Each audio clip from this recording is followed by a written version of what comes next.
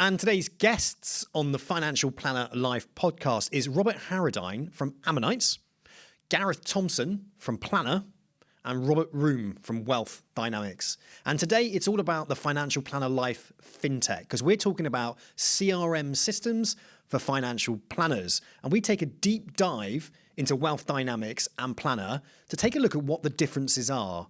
One specifically for retail financial planners, the other more for wealth management. It's a super interesting topic and something that we're going to delve into more deeply over the coming months. I hope you enjoy.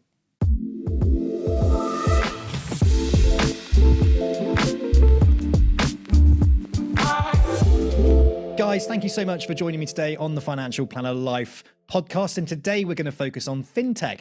Myself and Robert Harradine from Ammonite, who was an ex-IFA and is now in the fintech space, have come together to create a community called the Financial Planner Life Fintech. And our aim, Rob, isn't it? It's to bring the fintech together that really is going to revolutionize and change the financial planning profession, look a little bit under the bonnet and start introducing our audience to the movers and shakers within the profession.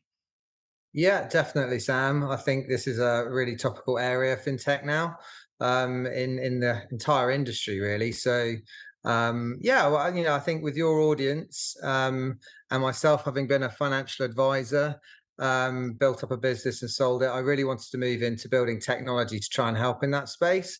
So, within the ecosystem of software businesses and fintech, I'm meeting lots of leaders, movers and shakers in that space, and I think it's a great idea to bring those sorts of people onto this podcast, and we've got some cracking guests today. Fantastic. Rob, why don't you just introduce our guests for us? Okay, so we've got Gareth Thompson. Gareth is CEO of, and do you wear the CTO hat? I'm not sure, Gareth, of Plannr. One of many, yes.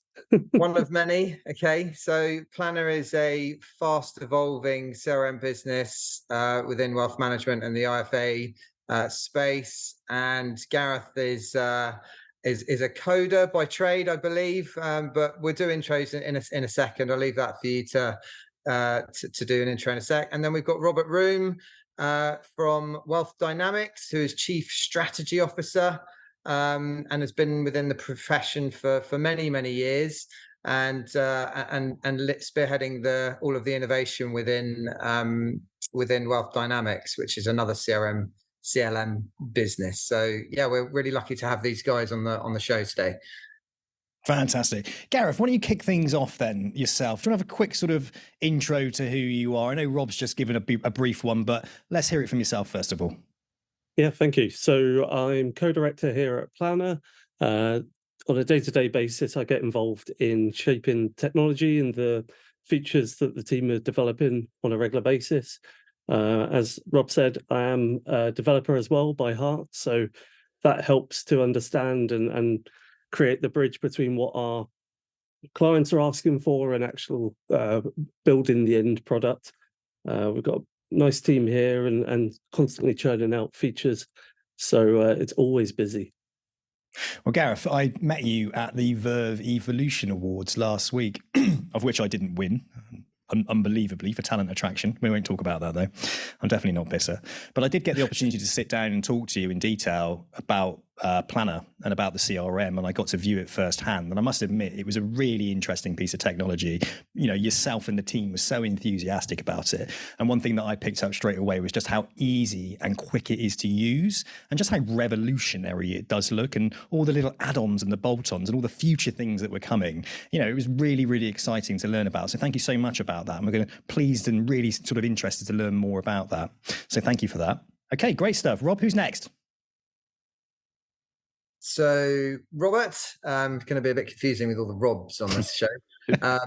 So yeah, if you'd like to give a bit of an intro, Robert, to yourself, that'd be brilliant. No, of course. Thank you, Rob. I'll go for Robert for the rest of the thing, and if you go for Rob, it probably makes it a bit easier to figure out which Rob we're talking about. But no, thank you very much for the introductions, and thank you for having me on what I think is going to be a really interesting discussion today. I'm the Chief Strategy Officer at Wealth Dynamix, and Wealth Dynamix is a CRM and CLM provider. So we provide CRM solutions, but more holistically, what we call client lifecycle management solutions to wealth management firms, investment management firms, discretionary firms, private banks, and we'll cover that a little bit later as we go through. In total, our business is actually about 120 people, both in the UK, but in Europe, and more globally, actually, across offices in Asia and North America as well. So we get a good insight into how some of the trends are shaping globally, not just here within the UK as well. And we're actually part of the Credit Agricole group. So they took a majority stake in our business earlier this year. And that's a little bit of kind of feeds into what I do. So I've been in the industry now for about 20 years, which just makes me feel very old, but a mixture of working inside wealth management firms such as Barclays Wealth, working in consultancy, so working in management consultancies such as Capgemini and Psionic, and now working with wealth tech such as Wealth Dynamix and others. And my kind of day-to-day is filled with working with our clients, working with our prospects, working with our owners, actually, working with consultants in the industry, looking at how we can better support our clients and the broader industry in supporting their clients, because at the end of the day, that's what this is about. It's about the end investors, the end individuals who are looking for people to help support their wealth and help support how they invest their money and how they hit their goals, and how we can support the firms support them. So that's really a little bit about kind of what I do. A little bit like Gareth, I think I'm probably much rustier on the technical side, Gareth, but I did start my career as a developer, which definitely does help. And I do dabble a little bit on the side here and there. But my kind of background's a little bit development into kind of analysis, change management, and a little bit of everything actually across the spectrum. Great stuff. Robert, your CRM is obviously slightly different from Plannr's CRM. You're both targeting perhaps different types of customers.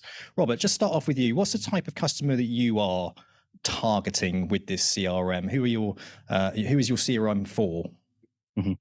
No, I think that's a great question, Sam. And we started out the business around 11 years ago, very much in the kind of discretionary fund management space. So, the kind of traditional kind of discretionary fund managers, the old stockbrokers, if you like, within the UK markets, and really focusing on that area. That was the kind of genesis of our firm very much. And over the years, we broadened that out to focus on not just those DFM businesses and investment managers, but also to look at private banks and to look at more holistic wealth managers as well. And we work with firms, everything from kind of 10-person firms, particularly in the DFM space and the small investment management space, all the way up to international and multinational kind of global private banks. So it's a little bit across the spectrum in terms of the kind of the segments we service. And inside those firms, we cover a lot more than just what you might think traditional CRM is. And I'm sure this is a topic Gareth will feel strongly as well, is people talk about CRM, but CRM means very different things to very different people. I think, when we were talking earlier, Sam, you mentioned Salesforce. Salesforce is the CRM. It's the ticker, is CRM the stock ticker. But what Salesforce mean by CRM isn't what Plannr means by CRM, which is probably subtly different to what we mean by CRM. And so there's actually a whole kind of series of things that I think people mean when they say CRM that are a lot more than just my contact book. And that's traditionally what people have associated CRM with. So on our side, and that's almost why we talk about CLM with what we do, client lifecycle management. CRM is part of that. It's managing your interactions. It's having your client file. It's doing your prospecting. It's managing your pipeline. It's understanding, where you are with your clients, but it's also doing regulated straight through onboarding. It's managing your regulated fact finds. It's looking at clients' goals, wants, and needs, and how those tie back to your objectives. It's having a single workstation and a single view where you can see everything that's going on across both your clients, but the investments you're managing.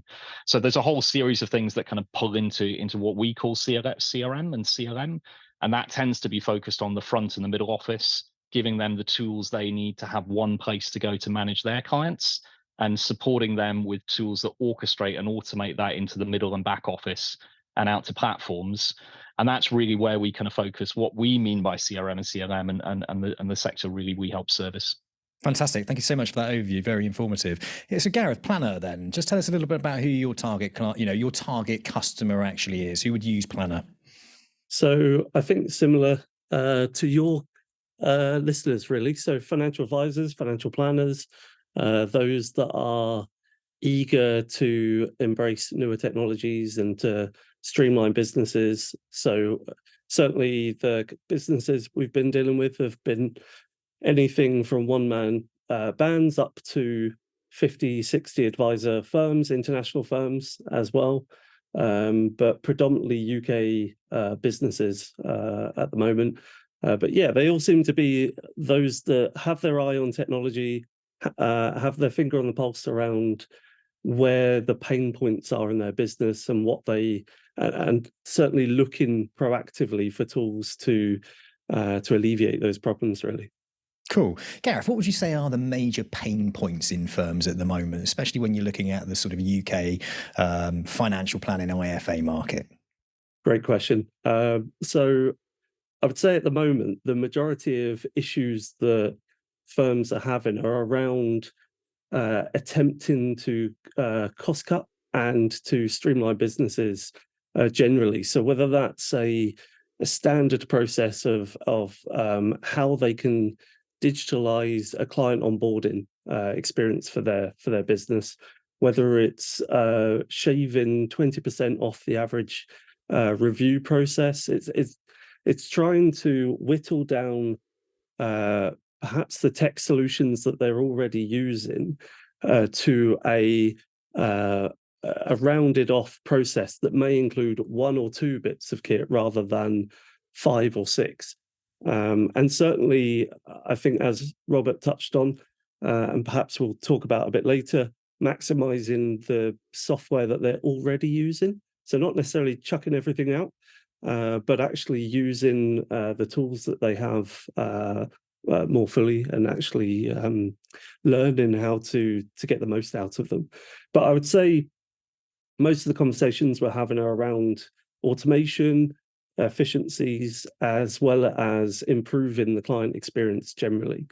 That I think is a key concern in most advice firms, is how can I create a process or a journey for my clients that is memorable for the right reasons, and pulls clients closer to their business and their firm. So it's almost harder for them to kind of leave if they ever wanted to. Sort of integrating those clients within the CRM. So it's no longer like an address book of just a sales address book. What we're using it for is sales. And that's what I suppose historically a CRM was really all about. And then they started bolting on marketing support onto those CRMs and made it a sales and marketing CRM. What you're trying to do here is to kind of make it a one-stop shop for the advice firm or the wealth management firm to use it and to bring the client lifecycle, as you mentioned, is it the CLM? CLM, yeah. Yeah, bringing this. What does a CLM mean again? Client lifecycle management. So it's around that idea of managing the whole journey from that kind of first referral when you get an introduction with a client through the onboarding into managing that relationship, the ongoing review, and then eventually that kind of transitional wealth to the next generation. So the whole kit and caboodle. And can I just ask, so do you see that as there's almost like a digital footprint from the very start of the interaction with a financial planner or advisor now, because we live in this digital age? Do you see that's like the natural incarnation of where CRM is going, because you're collecting the data on the customer, and that's why CRM is expanding to very much thinking about the customer experience? You want to take that one first, Robert?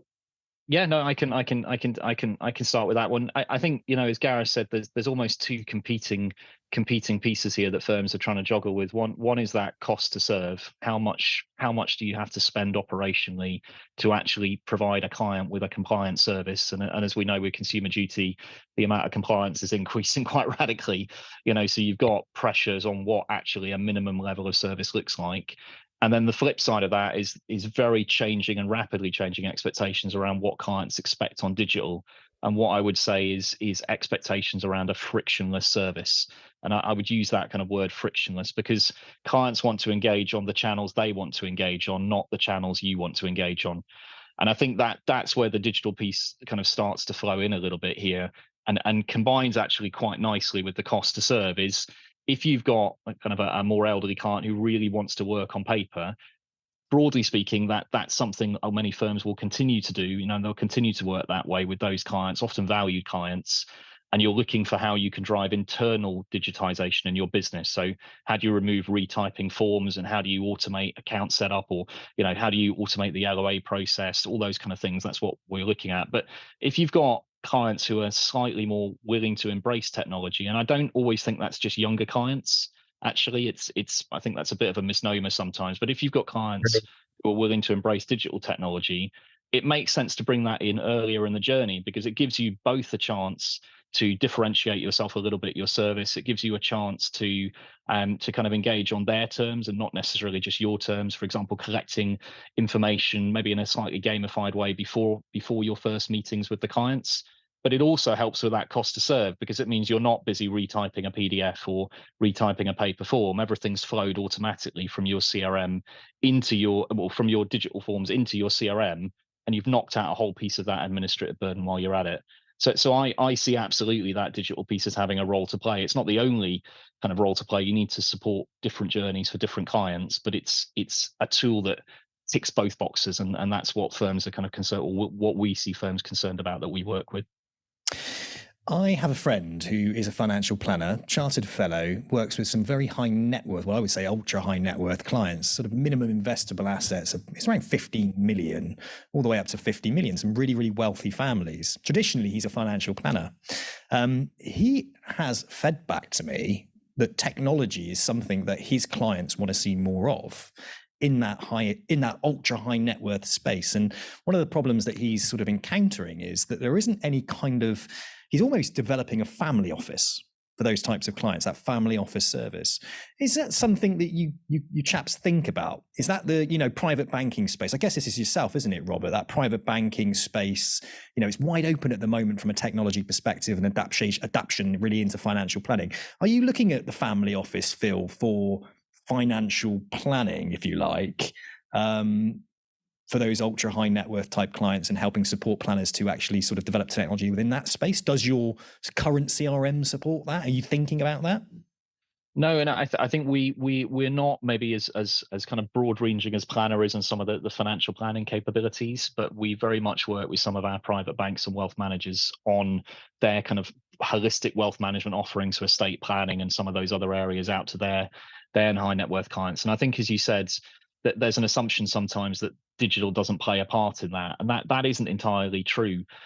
Firstly, actually, ultra high net worth clients, particularly on the top end, are often working with a team of people. They have accountants, they have advisors, and sometimes those people expect digital, even if necessarily the end clients don't.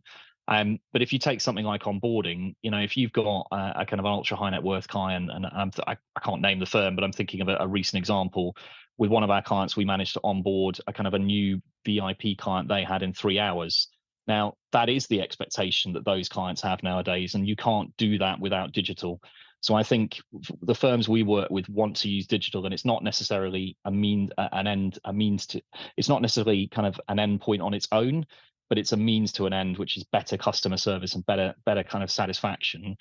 And that ties into expectations. If everyone has, an iPhone or an Android phone in their pocket, they've got their retail bank or a Revolut or someone on their phone, expectations around how quickly things in financial services work have very much been reset by the kind of the day-to-day tools we all use. And so the idea of actually, no, you're going to have to wait 3 days for me to send some paperwork out in the post, or actually I can't show you something interactively on my iPad. I'm going to print out some PDF documents and we're going to talk through them to go through your kind of estate planning situation. Those don't tick the boxes anymore with a lot of those kind of high net worth clients. They expect more, and so firms are having to up their game to deliver against that. Gareth, are you finding this as well? Are you looking at that space, that high net worth, ultra high net worth space? Is this the type of thing your clients are feeding back to you as well when it comes to making changes to Plannr?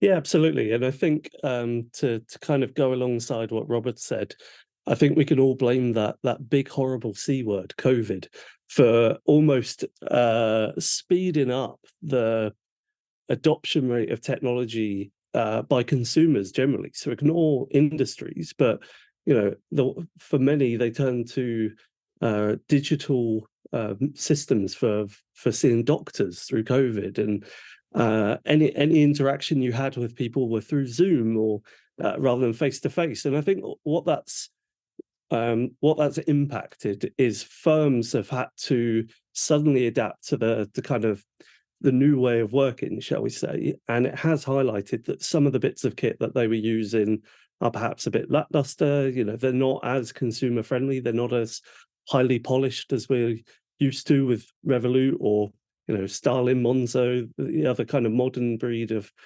banks. And to answer your question around dealing with family units, that's something that I think certainly we've seen as a growing demand of existing back office and CRM solutions, is not dealing with an individual record, but dealing with that group entity and being able to provide advice and planning to that group entity.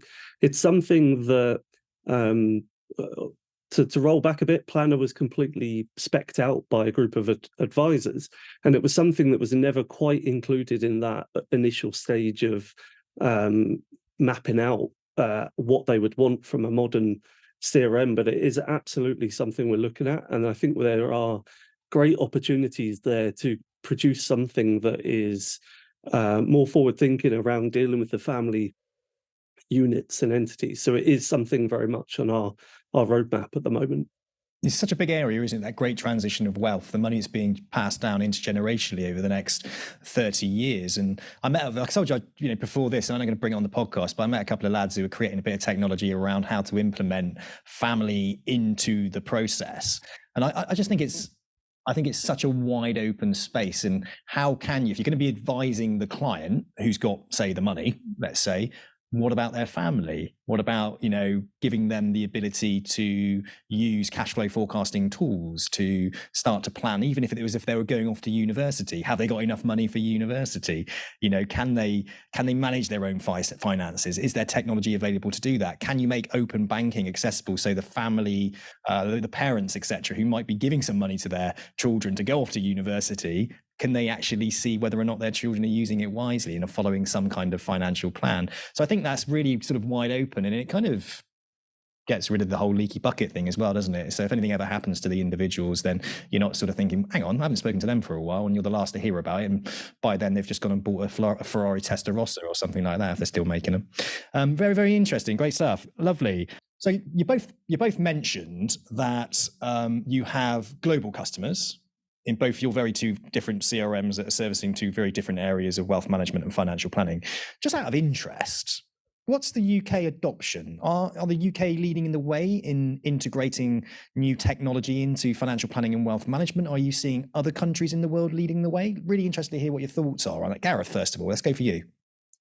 So I would say from what we've seen of firms that have approached us, and the likes of Michael, I think it's Kitz's over in America, I would say the US seem to be leading the charge in adopting newer technology around helping streamline planning businesses. And there are a plethora of kind of new tech systems over there that seem to have exploded in popularity. And I think the UK is catching up. I'd say it's a few years behind in terms of how readily available newer technology and newer systems are that can compete against the incumbents. From our experience, I think there's other locations around the world. So South Africa and Australia are also pushing for greater adoption of newer systems that can join up and integrate nicely with the existing platforms and technologies that firms are using. So we're not leading the way, I wouldn't say, but we're not far behind those that are. And that's great to see, because I certainly, over the last decade or two, we've not, as an industry, we've not been best regarded for adoption of technology. We have lagged behind other industries, but it's great to see that it is speeding up, and again, most likely down to COVID and attitude changes, really. Do you think the average age of the financial planner in the UK has a part to play in that? Yeah, I think it probably does, because not blaming anyone as a technophobe, but I think generally those that have been in the industry a while will have a well-trodden process that's worked well for them, and their clients, and there's nothing wrong with that. But I do think that with the newer breed of technology, of advisors and planners coming in, they have grown up with technology more so than other generations. Look at the adoption rate of Instagram and TikTok and everything else, and so naturally the appetite for technology is going to increase, and more so looking inwards rather than outwards. So improving the processes internally rather than necessarily improving anything client facing or consumer facing. It's really interesting because I speak to so many of the younger financial planners that are coming through, and also the power planners, the ones that are sitting there, using CRMs probably more than anybody. And technology is one of the things they want to see more of. They want to see this joined up technology. They want to see it being really simple to use, really easy to use. And they want to see it within the financial planning profession. And often they come up against brick walls in respect of integration, bringing it into the businesses and actually doing it. Robert, have you got anything to add on that? Have you, from your perspective? I think it's a really good point on integration, and what we often see, both in my time at Wealth Dynamix and actually in one of my previous roles, is you often end up, particularly in some of the mid-tier wealth managers, but also in the smaller ones, with almost teams of people or individuals whose almost entire job is retyping information from that spreadsheet or that system to this other spreadsheet and this other system, and to a certain extent, the market structure in the UK, we're quite heavily kind of platform led. You have a lot of IFAs who are using multiple platforms, and that's slightly different from the structure in some other markets, but it's almost led to the platforms almost outsourcing integration and administration into the wealth managers and the IFAs.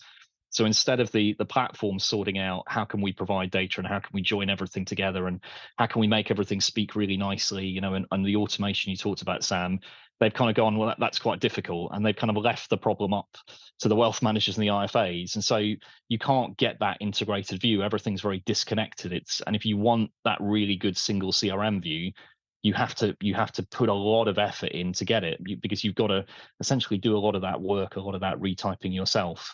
And so I think that's very much something we see, is that kind of that level of disconnectivity between platforms, between some of the back office providers, even into some of the CRMs. We've done some work recently with a particular platform in the UK, Third Financials, TFS, to kind of build a really strong kind of two-way integration, to Gareth's point earlier, that is not lightweight.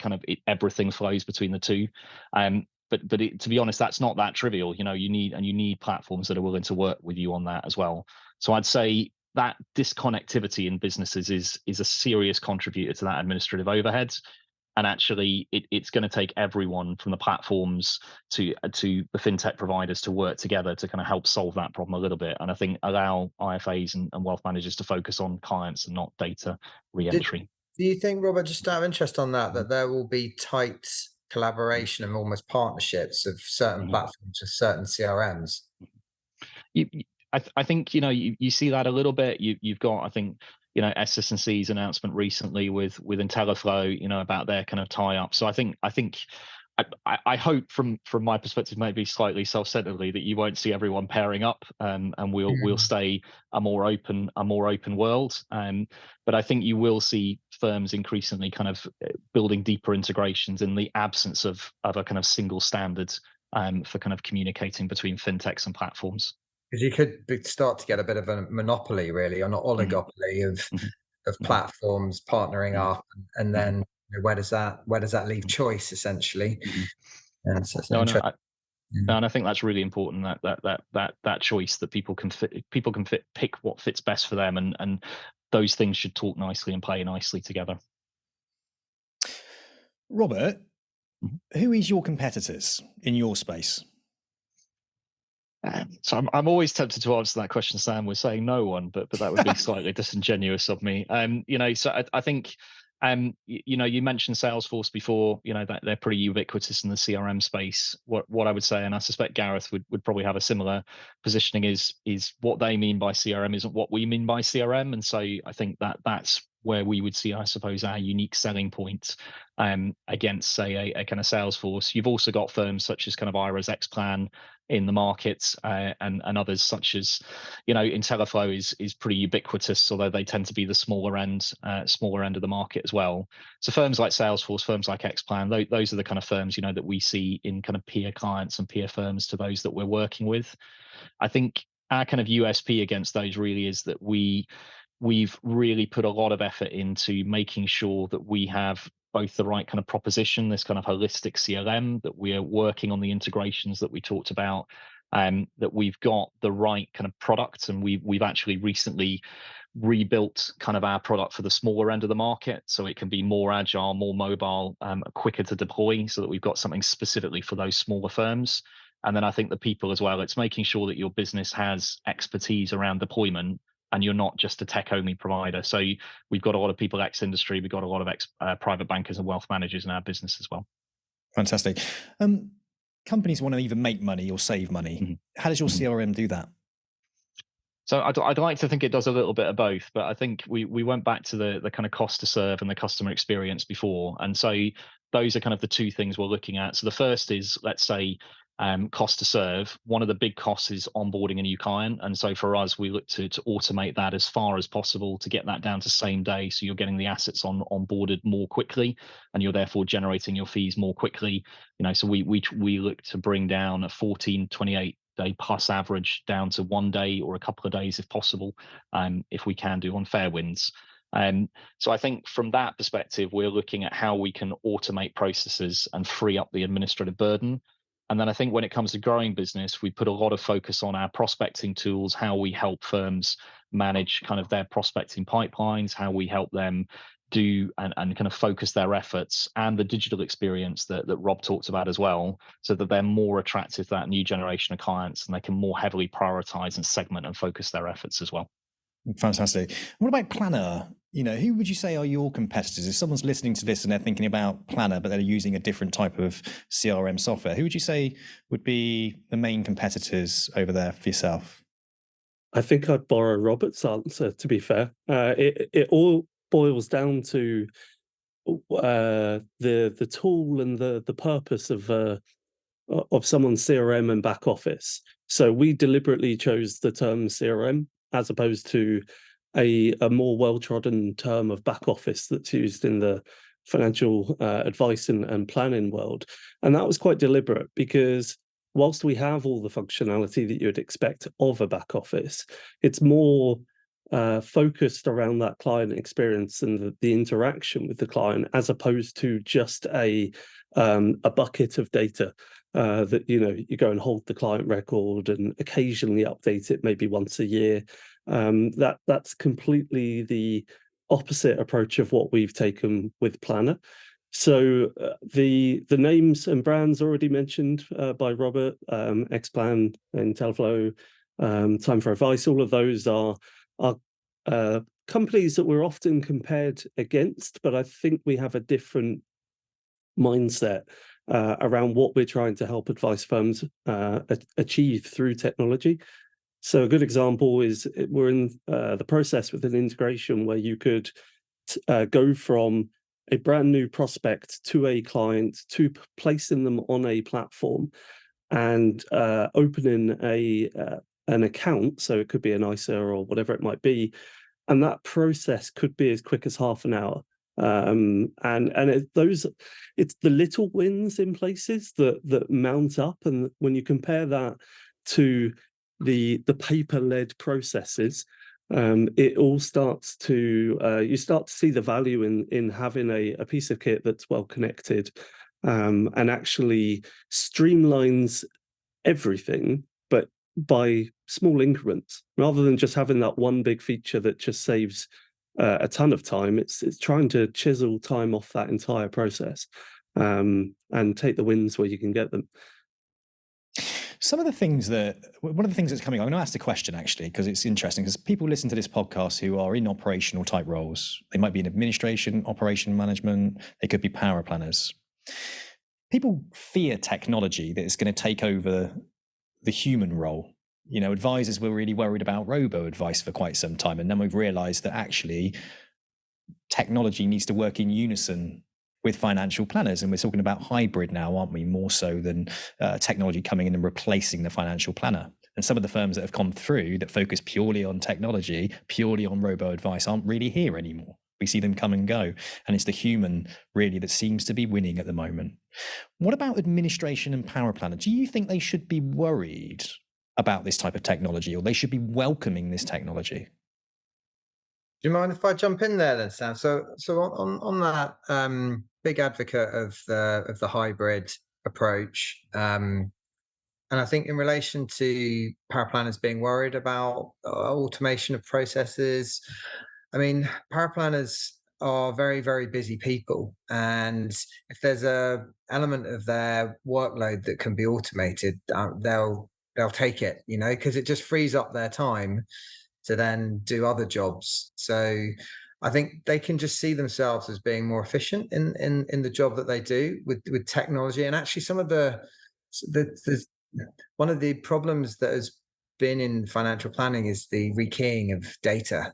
So as we have this digital engagement from outset, it's capturing that data, and the winners in the CRM space will essentially have a process for clients where there is no rekeying at all. So I don't think power planners have anything to fear from automation. And actually, a lot of the power planners, some of them want to have a more client-facing role as well. I'm sure, Sam, you probably, with the conversations you have, some of them want to make the step to become advisors.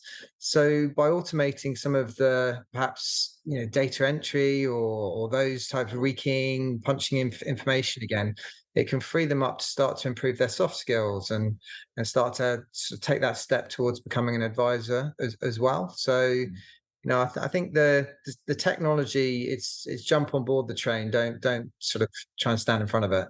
I think the client journey, the client experience becoming part of the CRM system also reduces the amount of time wasted, isn't it, by administrators and power planners having to chase product providers, chase clients up for information. If a lot of that information can be done by the client directly straight into your CRM, happy days. They're going to be seeing more people. They're going to be sitting down with clients. They're going to be upskilling themselves more. And they're going to be doing exactly what their skill set is doing that deep level research and improving the client experience and ensuring that the client fully understands exactly what it is they're actually getting in respect of an investment proposition. So yeah, that's the way I can see it. Actually, it's freeing up, because it's bloody frustration. It's chasing, doing admin, keying information is a bore, right? That is like not what you're supposed to be doing when you're a chartered fellow power planner, for instance. The advisors don't. That's not what they want to spend their time, and it's actually not where their biggest amount of value comes in the process of their role. It's to actually engage with clients. So they don't want to be doing all of that admin, and also the MDs and the CEOs of these wealth management businesses want the administrative team to be as efficient as possible and to leave their advisors to offer those elements of presenting the advice or offering reassurance on the advice that they've read, and actually then transacting on the advice. So yeah, there's I think it's only good the technology that's going to move the industry forwards. If we look at the CRMs that are out there at the moment, what are your biggest frustrations about them at the moment? Or what are your customers or clients feeding back to you are the biggest frustrations about the CRMs in the marketplace at the moment? Gareth, you fire away with that one. I would happen to say integrations and the quality of them. So I think what's happened in the past, and this is the feedback we've had from firms that are coming on board, is that a lot of the existing integrations are thin veneers of integrations. They are quick wins, low-hanging fruit, that they can sort of tack on and go, yes, we've got that other integration, fab, we'll jump onto the next one. I think what's become apparent is that there is a growing desire from both providers, which is the shocker, providers and advisors and businesses, that the level of integration that they want is deeper and richer. They're not as easily placated with that thin veneer. They want something that is a lot more data rich, and things like full account opening processes. So let's get rid of the dead trees that we post all left, right, and centre. Let's actually fully embrace going from a non-existing client on a platform to a fully fledged invested client in as quick a process as we can go. So a lot of the issues I think that firms are experiencing around the fact that they just can't get to the data that they want, things like transaction history from providers. We're not talking rocket science. It's just having access to that information, and it's surprising how many just simply haven't tapped in to what is available. And I do want to point out that often providers get the kind of rap on the knuckles in the industry about not having the appetite to integrate, or only providing certain buckets of information and not opening up the rest. We certainly haven't found that. Providers are more than keen to actually open up the doors to push data and lots of data back and forth. So I think it's more a case of the newer solutions coming in and embracing the amount of data and the quality of integration that can be built. So the integration with the product providers, instead of like the administrator or power planner or financial advisor having to sit on a telephone and wait for that information, you're sort of designing integration with the product providers to be able to find the relevant. They've got the data. It's just, can you get it into the CRM? And that's the problems that you're solving. And that in its own right is saving time and energy for firms to be able to then use that data in the right way for their clients and provide an optimal higher level of service, right? Absolutely. Yeah. Well, I like the sound of that. That sounds really interesting. It's really interesting that the product providers they do get wrapped on the knuckles a lot, don't they? They get a lot of stick from financial planners. They're always sort of bashing product providers. I'm not a financial planner, but I hear it, So, but maybe it's just the time it takes to get the information. I used to work for Aviva. I used to run a customer service team with a joint venture with the Royal Bank of Scotland, and the amount of time that IFAs used to spend on the phone and how long it took to obtain that information was just crazy. So I could understand, like, feel their pain, because time's money when you're in the world of financial planning. It's important you get that data quickly. And the issue is, I guess, everywhere else you look, and when you look at the challenger banks, etc., you can get information really quickly now, can't you? Why can't you do it in financial planning? And this is what you guys are obviously looking to solve. And I get that integration piece now. That makes total sense. Is that the same then? Is it, Rob, in the wealth management world?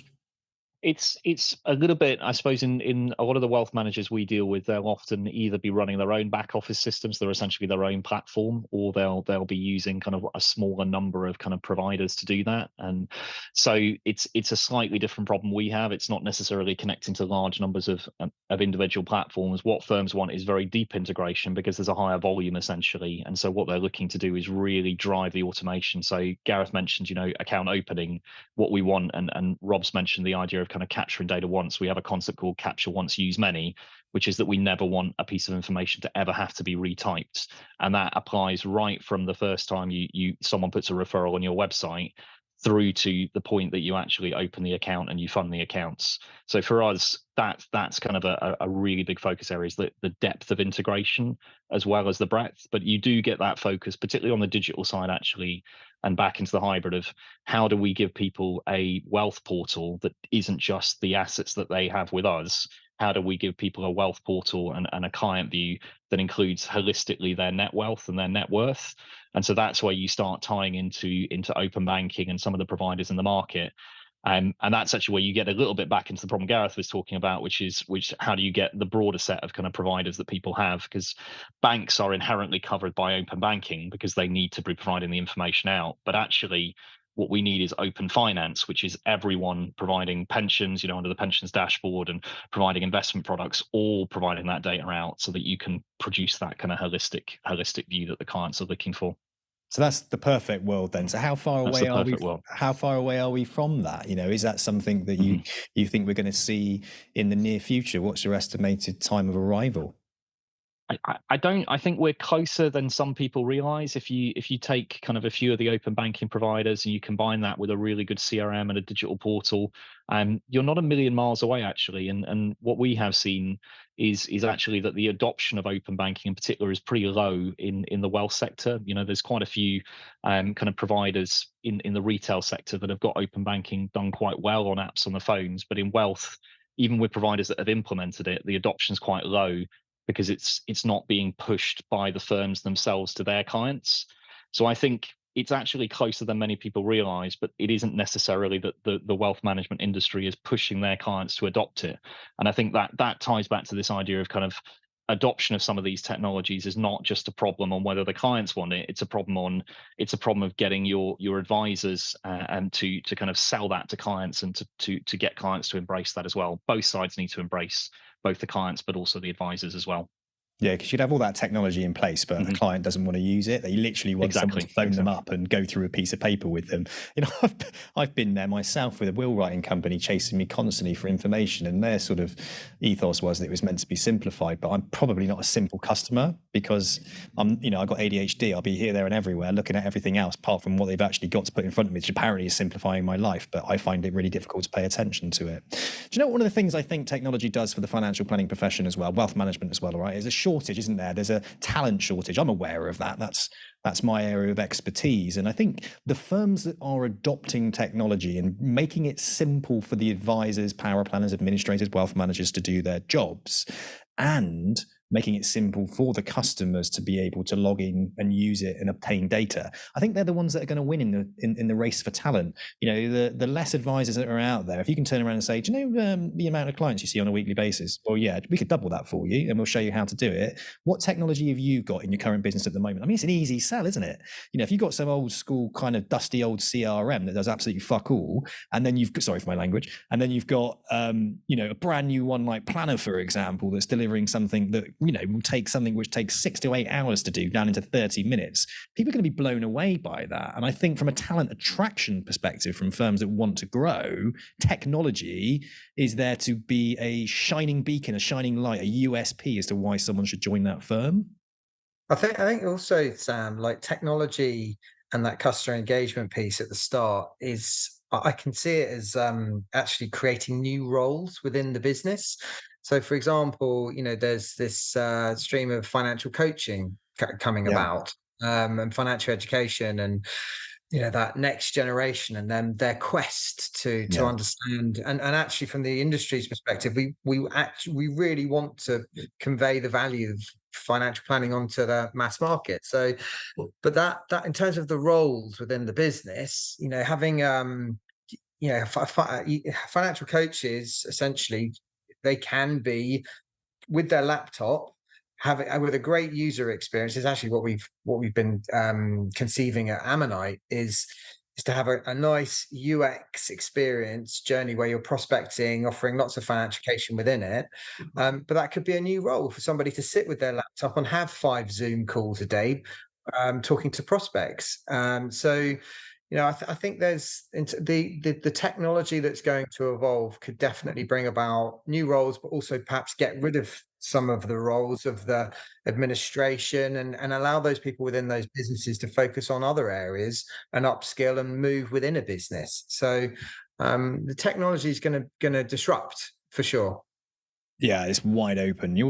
We had this great conversation last week. You and me met up in London, didn't we? And met one of the co-founders of Monzo Bank, which was really interesting. And we were talking about that 95% of the population that just can't afford financial planning. And the only way you can really ever service those individuals is to bring some technology in, is to simplify the advice process and hand it over to them, and then bring in the financial coaches. And that's such an exciting area. There's 95% of the population that cannot afford the current, charging structure that financial planners have in place. And it's wide open to be disruptive, and technology has to kind of lead that, but it has to work, doesn't it? It has to integrate, it has to work, and it's complex. It's got to have a beautiful UX CX experience. It's got to be simple, and it can't go on forever. I mean, in terms of that whole hybrid piece, which we were going to come on to as a bit of a topic actually in this podcast. The hybrid bit is for me essentially we've Robo was supposed to be the next big thing. But we always felt at Ammonite that the hybrid is the essence of having the human alongside the technology. So the hybrid advice and the servicing moving forwards can really help in terms of offering within that omni-channel of ways in which you reach your customers. So yeah, referencing back to the advice gap, or the financial planning gap, as I actually like to call it, the forms of why do you have to be in a room with somebody? Why does the advisor have to go out to that person's home? Why does the customer have to? And there's a lot of apathy from people, general public, to actually get involved in this stuff. So by having online, digital, remote engagement with people, it is a new way of doing things, and the pandemic very much pushed that forwards. We didn't see new business go down during the pandemic. If anything, it went up. People have more time to actually think about financial planning and getting their finances in order. So I think from the mass market, financial coaching, the different roles evolving within businesses, segmentation of the client bank or who you're going after, I do feel that there's different technologies, providers, and UX, CX within those segments that will play out over time. Do you think we're there now, ready to create this kind of perfect hybrid model? Because there was a company called Claro Money that came out, and they were all about exactly that, this hybrid model. You can go on it through an app, and if you want to lean into a financial coach, you could lean into a financial coach. And to me, that's like brilliant. That to me sounded like the perfect model. If I wanted to build a financial planning business, that's how I would want to do it. I'd want that. Well, actually, I'll tell you what I would do, right? The top end, I'd have financial education. I'd have a online platform for people to get financial education, right? Get their finances in order. That could be a subscription-based model. They come in, they deal with the financial education, they get their budgeting in place, debt management in place, all those typical types of things. The next phase would be, once they've got some money, then maybe not enough to actually go in and actually sit down with a financial planner who only sees 250k and charges 1%. They come into this online portal where it's a bit DIY. They can play around with some cash flow forecasting. They can answer some risk-based questions. And then from the end of it, they can invest some money in an ISA, or they might be able to set up a pension, or they might buy some protection. And it's like 0.25% charging structure. But if they want to lean into those financial coaches, they can. And also, hopefully, from the community they've been in before, they would have already built that confidence to lean into on-demand video explanations of videos, etc., or leaning into the financial coaches. And of course, hopefully those individuals also, if you think about it, more than likely are going to be those that are going to be inheriting large sums of money. So already they're already in your ecosystem. So as soon as they're ready to drop down into the wealth management side, where they can deliver full financial planning. Well, actually, they can get financial planning at any stage throughout their journey, because you don't have to be regulated to give a full financial plan, do you? But in reality, they probably get it when they get in the wealth management side. But they're filtered down into the wealth management side, where product sales can actually happen, right? You've got the regulated financial planner in there that can actually start talking about that investment piece, and maybe they've just inherited some money or whatever it might well be. So I like that 3-tiered process structure, and I see like the hybrid bit being like the real USP, the real puller. But I think, how many people are out there that don't have money to invest, that are actually struggling with money? And you look at someone like Pete Matthew at Meaningful Money, his financial academy is doing over 6 figures just purely on financial education. And off the back of that financial education, he is inundated with leads into his wealth management business. But it's the gap in between. It's the do-it-yourself bit in between. That's the bit that needs to be fixed. And, we just talked about Claro Money. They went under, didn't they, Rob? You mentioned? Yeah, so I mean, I think it's that piece where the margins within financial guidance and coaching are extremely low. So you need a incredibly scalable business with tremendous marketing budget to make that work. So it's a tough gig to make a success of that. But I think that's why you need the advice element. That's where the money is, essentially, in terms of the better margins. So it's marrying the two together. So yeah, but there's absolutely no doubt in terms of a marketing strategy. And coming back to the CRM discussion, Robert, you were talking about prospecting and the digital, and both Gareth and Robert's CRM systems are improving that end customer experience. I think that's something, if you think about the Salesforces or the other CRMs out there from 10 years ago, there wasn't too much about customers. It was about the user of the CRM and the tools and functionality within it for the user. But there's definitely more of an emphasis now around the customer experience, the data gathered from the customer, and then the customer having a nice digital experience. And then you start to think about that and you're thinking, well, actually, there's a huge market out there that's untapped. So how can we make the user experience within those CRMs or the integrations they're doing with perhaps companies like Ammonite to make that user experience so much better? And then these people want to engage in financial planning, because a lot of people are scared of it, don't feel they merit it, are confused by the jargon, for all sorts of different reasons they don't get involved. So yeah, it's an interesting topic. So adaptation, this is the way. Okay, so when you look at your CRMs now and the way you're talking about it, it's not like you're trying to fix some massive problem in the UK, right, around the advice gap. It's not really about that. It's about improving the current financial planning and wealth management firms out there, not only the experience for their staff, the people who use the CRM, but the user experience for the client. And that's something that the existing dusty old CRMs are kind of struggling with. And you guys are coming in to fix that, to improve that experience, the overall customer experience, and that's something that is wide open. So if you've got a business, financial planning is doing really well. It's wide open. There's a huge amount of opportunity in a traditional sense of financial planning or wealth management. But what can be improved? Well, speed, accuracy, data, and customer experience. And that's exactly what you guys are actually working on, right? And that's where the opportunity actually is. Don't try and create something that's going to fix the problem for the whole generation of people in the UK. If you're a business, you're a financial planning company, you want to make more money, you want to speed up your processes, you need to start looking at a better CRM with guys like yourselves that are actually constantly evolving it and integrating it with other areas that are going to speed up the process for both the planners, paraplanners, and the customer, right? And just to throw out there, Robert, have you got any views on hybrid? There's the word hybrid is bandied about. I mean, how do you define hybrid, and what's Wealth Dynamix doing in that space? I think there's a lot of different views on what the word hybrid means. It's the kind of thing you can use a little bit like CRM, as we talked about earlier, and different people will take away different definitions. But for us, it's about being able to offer a blend of the traditional and the digital, so kind of self-service combined with that human touch. But the key thing that we're focusing on, and I think Gareth talked about it a little bit earlier as well, is this idea that what you want to do is give firms a toolkit that allows them to dial up or dial down the amount of digital or human kind of interaction they're providing. So if you've got a younger client, slightly lower AUM, no real complex needs, you want to dial up the digital side, dial down the kind of the human bit a little bit, and that lets you offer a better cost, a more cost-effective service that gets them in the door, and gives them something valuable.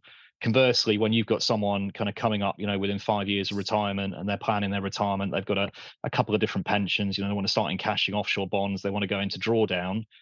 Actually, realistically, is someone going to want to go through that journey purely on a digital app? Probably not. And that's where you want to be able to dial up the amount of human interaction and dial down slightly the digital. And I think a little bit that's what we've seen. If you look back with some of the robo-advisors in the market that a lot of the wealth managers and banks launched, is they were very siloed. They were almost their own business. And there was no real overlap between the two parts of the business, the human and the digital. And so, people who were on the human side who might want a little bit more automation, and trade off a little bit more lower fees for that, couldn't tap into that. And conversely, people on the digital side couldn't tap into advice. And so for us, being able to offer that blend of both, that's what hybrid is for us. It's being able to offer the right level and the right balance of digital and human interaction for clients based on their needs. It's understanding the customer essentially, and then turning the volume dial up on how much digital exposure they get. So it's and within that is that segmentation of the client bank, ultimately by the wealth management or IFA practice. Gareth, what about you? And how do you define the term hybrid and how you're employing it within Plannr? I think I'm going to repeat a lot of what Robert said, to be fair on that one. So hybrid does get bounded about a fair bit. I think what it should mean is that the option of the tailored advice process. So whether 10% of it is digitally produced or digitally led, and 90% is face-to-face, or whether it's a blend anywhere between, I think that's the way it has to go, because ultimately people buy people. And talking about money is still a difficult conversation for many people. It's not something that's as natural as talking about what mobile phone they're buying, or the car they're going to go and purchase. It's still something where the rapport that you build with that advisor often makes the journey of getting the financial advice or plan more enjoyable. And I think if you fully extract away the human touch, it almost lowers the value and the benefit that I think the end consumer gets from that advice process. The comfort that they're doing the right thing, the fact that they can go and spend all their life savings because actually they're good.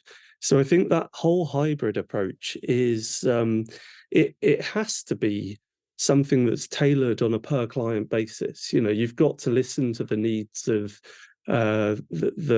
the clients that you're attracting as a business, and it can't. And I'd agree that's where the robo advice options have failed, because they just pigeonholed everyone.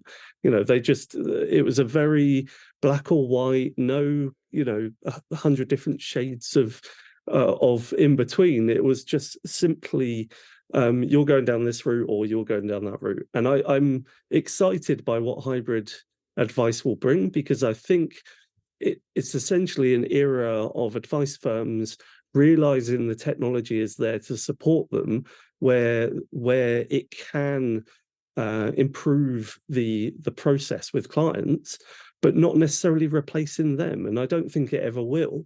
I think people will always prefer to talk to someone about these sorts of topics.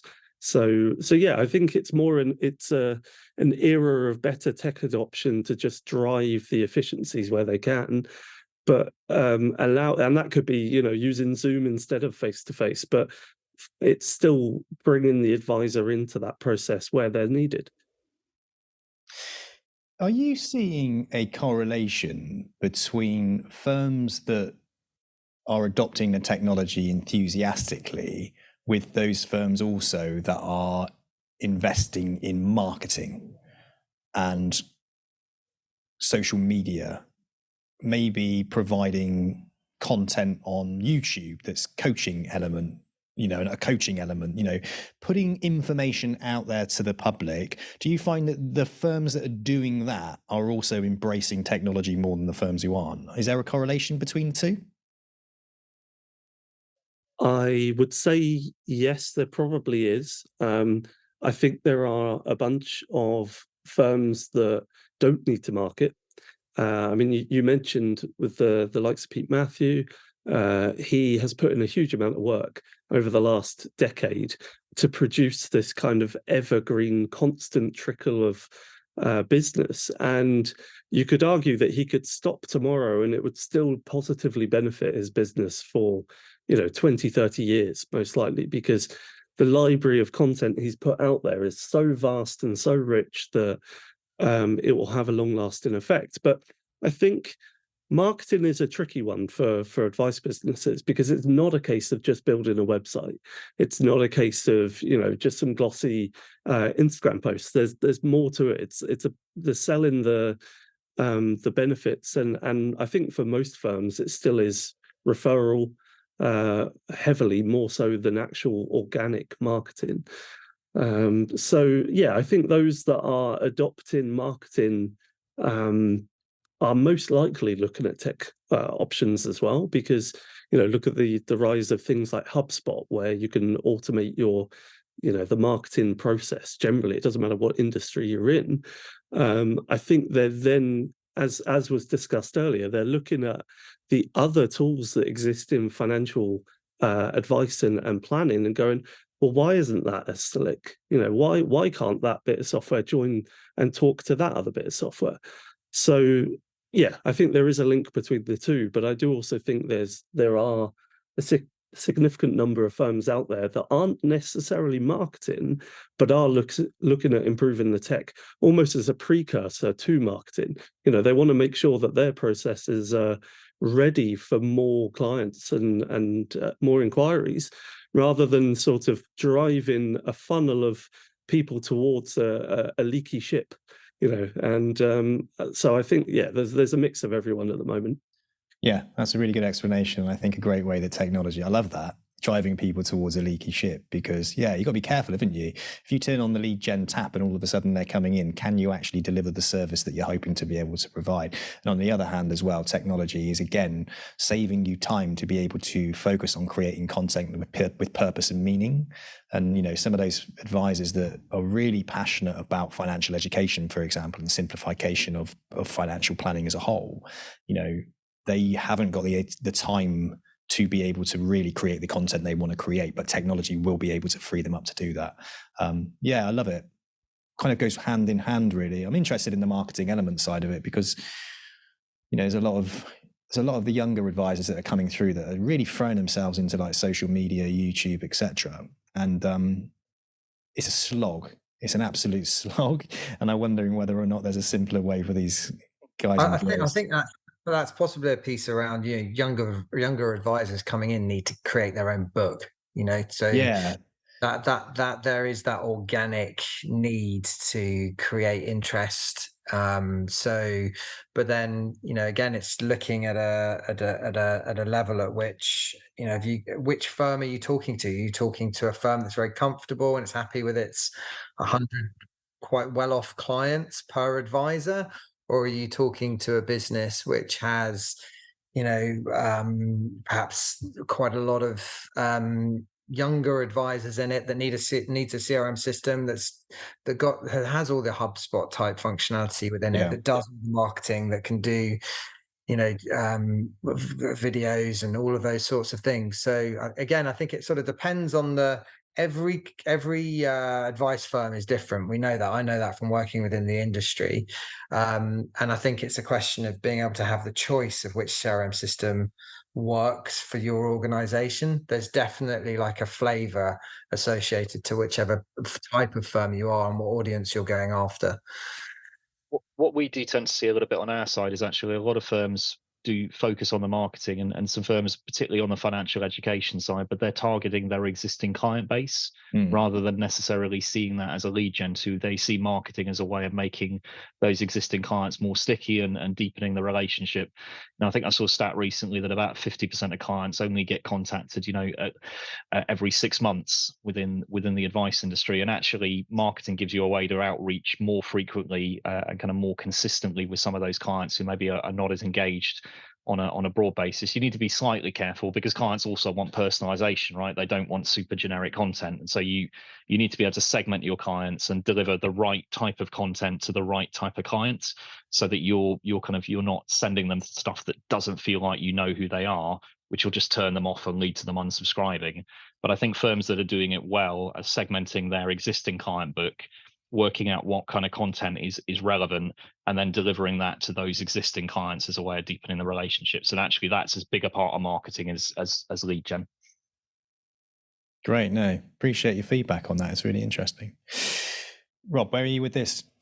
No, so I was just going to say also around consumer duty as well, in terms of actually going back into the existing client bank that you have and evidencing that you're offering value to every single client. That's something that a CRM needs to cater for and to be able to actually cross sell and looking for revenue opportunities within your existing book. So that's something I'm sure that Plannr and Wealth Dynamix offer and have considered within the functionality within their systems. Squeezing as much lemon juice out of the lemon as you possibly can with your existing clients. I love it. Great. Well, listen, thank you so much for coming on today and sharing everything about your both of your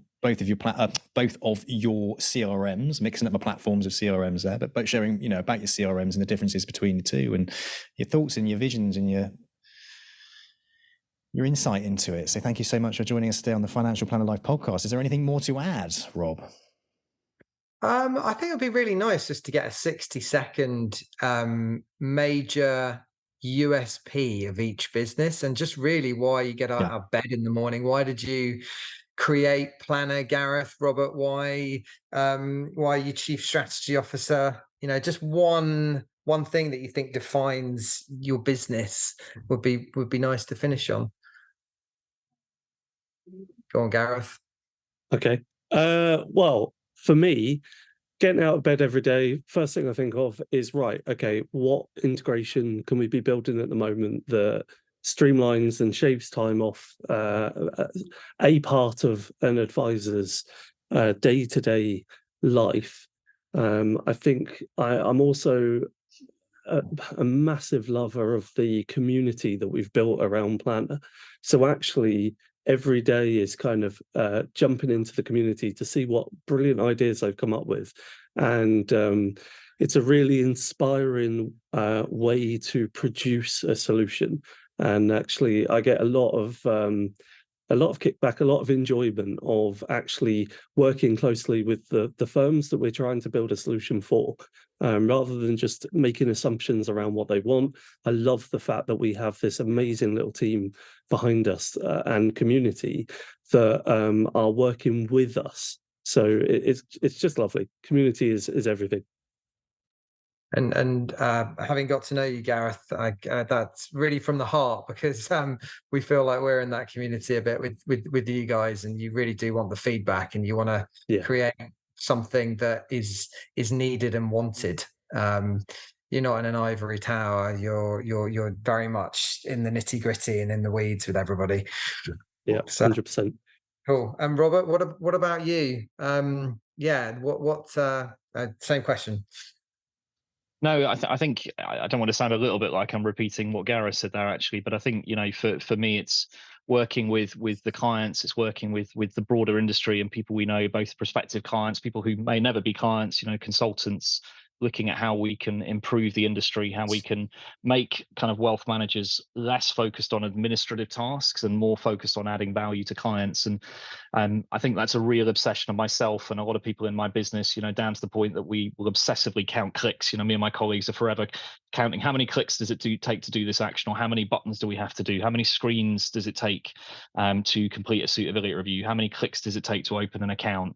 Because what we want to do is actually get people out of our system. And I know that sounds a little bit odd, but we don't want people in the CRM necessarily. We want them out with their clients or on the phone or engaging. You know, what you don't want to be doing is actually in a tool busy retyping lots of information, you know, and taking up time that could be better spent elsewhere. So I think from us, and what gets me up is that slight kind of focus and obsession of me and my colleagues and my clients and our clients and our prospects on how do we actually get people out the tool and servicing clients, rather than spending all their time in kind of this database with a screen, which is kind of what a lot of traditional CRM tools have really been. They're a data entry bucket. They're not something to help you do your job better. Great answers. Thank you very much for your time. Thank you, everybody. Yeah, thank you. Thanks for having us. Thank you so much. Thank you.